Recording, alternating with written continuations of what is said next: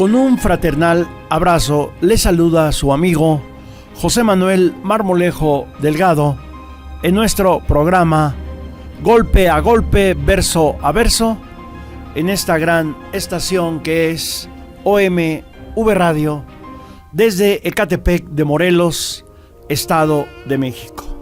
Continuamos teniendo de fondo en nuestra pantalla las cuevas de Xometla en el municipio de Acolman, en el Estado de México.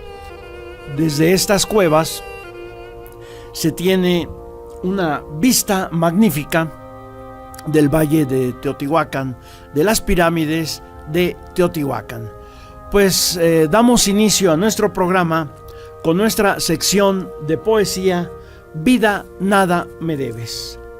Hoy, con profundo orgullo, hablaré de un gran poeta nacido en Guatemala. Es esta tierra anahuaquense y americana, pródiga en obreros de la palabra.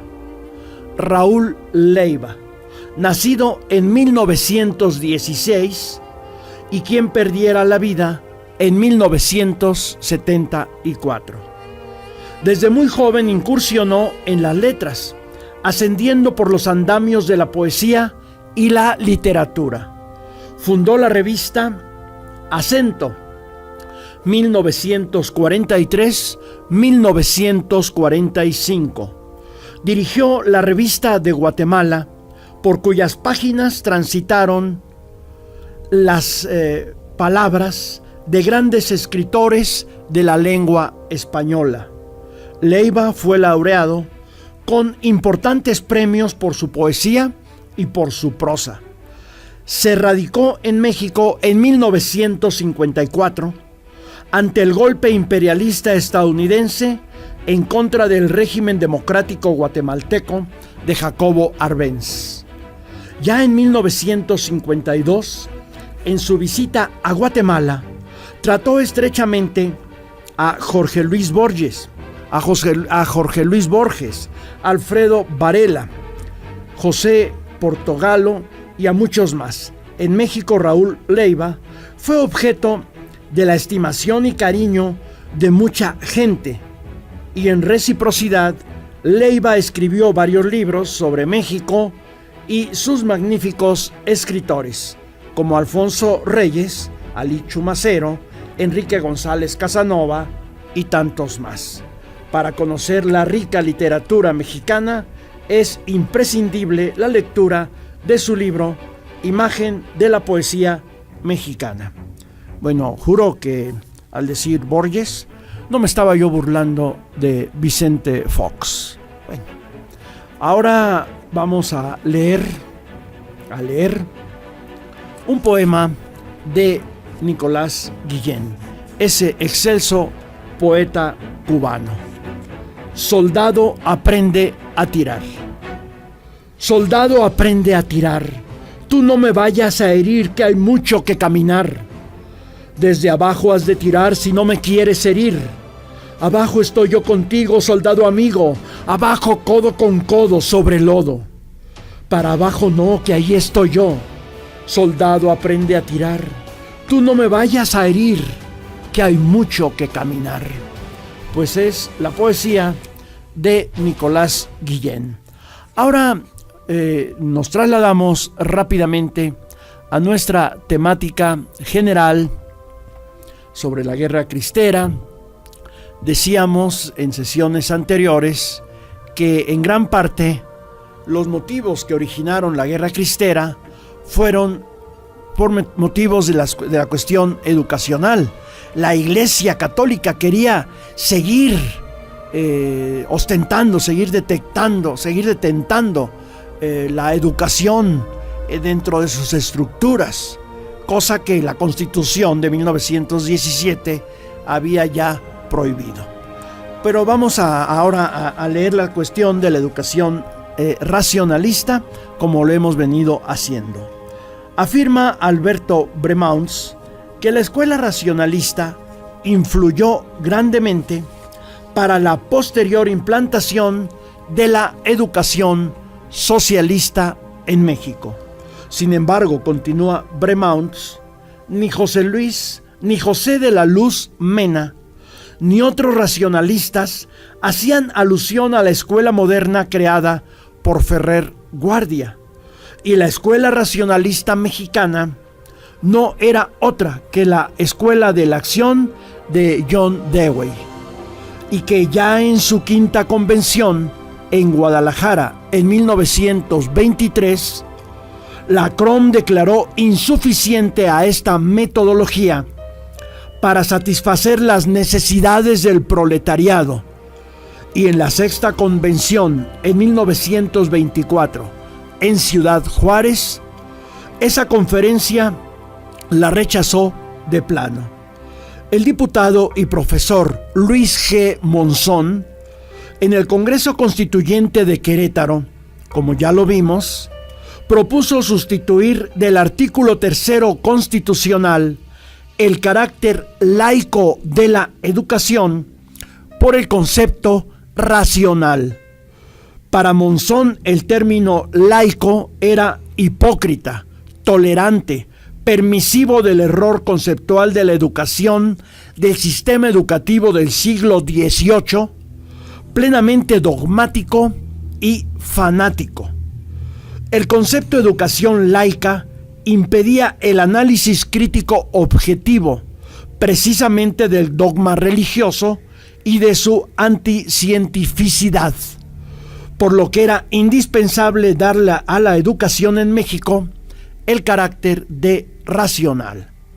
En el Congreso de Ciudad Juárez, Vicente Lombardo Toledano, presidente del Comité de Educación, presentó una interesante ponencia en la que afirmaba que la preparación técnica de los obreros no solo significaba su emancipación espiritual y económica, sino la posibilidad de que las organizaciones obreras pudieran dirigir empresas, que la educación universitaria debería dejar de dirigirse exclusivamente a las élites, abriéndose al proletariado, que la educación debería formar a los trabajadores para que procuraran la transformación de las instituciones sociales y para que lucharan por una justicia distributiva de la riqueza, para que el capital acumulado dejara de ser empleado antisocialmente, para impedir la creación de la casta militar y de la organización agresiva de la Iglesia.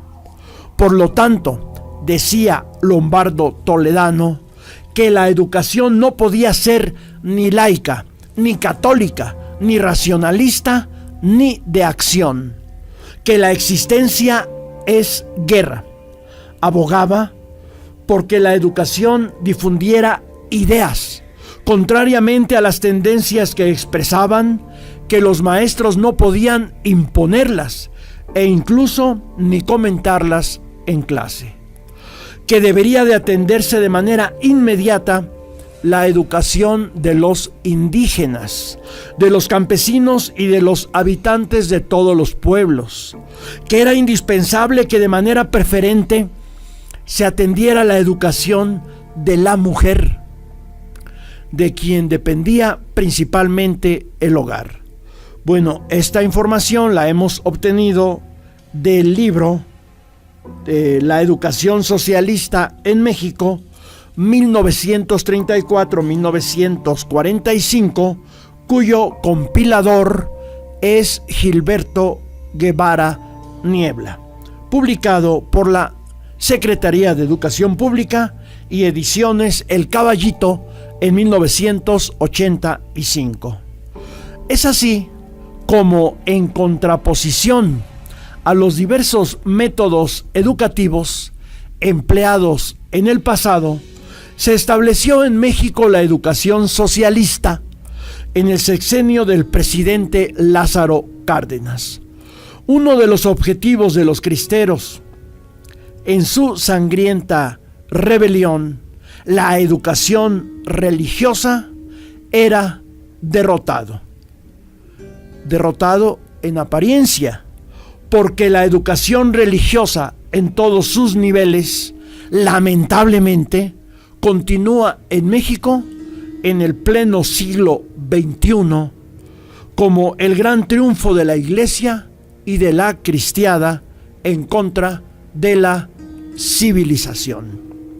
Pues ahora nos vamos al periódico Excelsior, al número 3624 del viernes 18 de febrero de 1927, que en su primera plana cabeceaba con esta nota: objetos del culto que serán salvaguardados. El nuevo secretario de Hacienda, señor Luis Montes de Oca, presentaría un acuerdo al presidente de la República para que todos los objetos del culto religioso, muchos de ellos de gran valor, que se encontraban dentro de los templos, fueran resguardados por la Secretaría de Hacienda, previo un riguroso inventario. Una vez aprobada la iniciativa, la Secretaría de Hacienda, por conducto del Departamento de Bienes Nacionales, recibiría de las juntas vecinales y de los agentes del Ministerio Público Federal tanto los templos como sus anexos, y se haría un riguroso inventario de los objetos del culto para que quedaran bajo el cuidado exclusivo de la Secretaría de Hacienda por estimarse bienes nacionales. El objetivo era evitar la sustracción de estos adminículos. Se calculaba que representaban una altísima cuantía no menor de 200 millones de pesos y consistían en pinturas, vasos sagrados, custodios, ornamentos, imágenes y muchas otras cosas de gran valor. Pues bien, de estos temas continuaremos hablando en nuestro próximo programa de Golpe a Golpe, Verso a Verso, en esta gran estación que es OMV Radio, desde Ecatepec de Morelos, Estado de México. Se despide de ustedes su amigo José Manuel Marmolejo Delgado. Muchas gracias por su atención.